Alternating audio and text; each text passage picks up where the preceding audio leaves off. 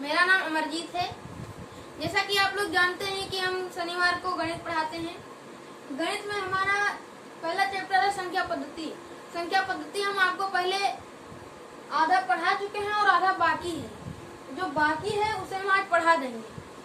तो अब हम देखते हैं संख्या पद्धति। संख्या पद्धति में हमारा पहला टॉपिक है प्राकृतिक संख्या। प्राकृतिक संख्या किसे कहते हैं? जो संख्याएं गिनने में प्रयोग की जाती है उन्हें हम प्राकृतिक संख्या कहते हैं। जैसे 1, 2, 3, 4, 5 ये क्या है?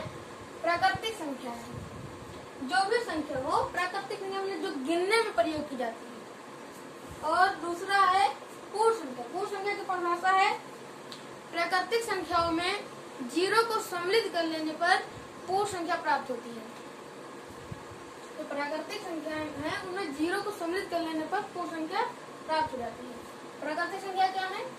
जिन्हें हम गिनने में प्रयोग करते हैं 1, 2, 3, 4 और इसमें जीरो को सम्मिलित कर लिया जाए तो क्या बन जाती है? पूर्ण संख्या।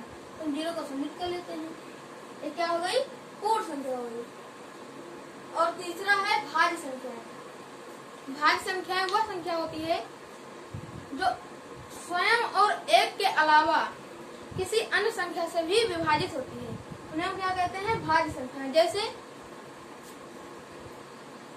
4, 6, 8, 10, 12 ये क्या है? भाज्य संख्या है।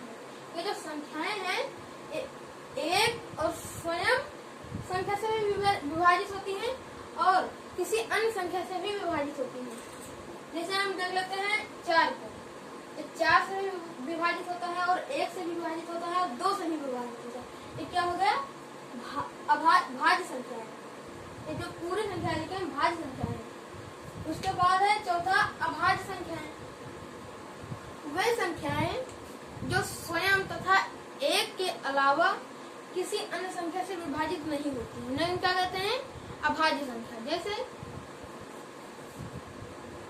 3, 5, 7, 11 ये सब क्या है?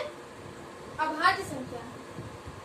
एक स्वयं और एक के अलावा किसी भी संख्या से विभाजित नहीं होती है, इसलिए इन्हें कहते हैं अभाज्य संख्या। और पांचवा है सम संख्या। सम संख्या किसे कहते हैं? जो संख्या 2 से पूर्णतः विभाजित होती है उन्हें हम सम संख्या कहते हैं। जैसे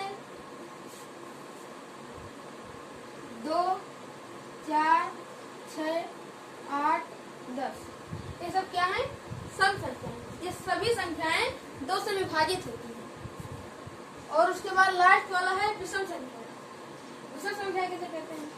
जो संख्याएं 2 से पूर्णतः विभाजित नहीं होती उन्हें हम क्या कहते हैं? विषम संख्या। विषम संख्या देखो क्या है? 3, 5, 7, 9, 11 ये सब क्या है? विषम संख्या।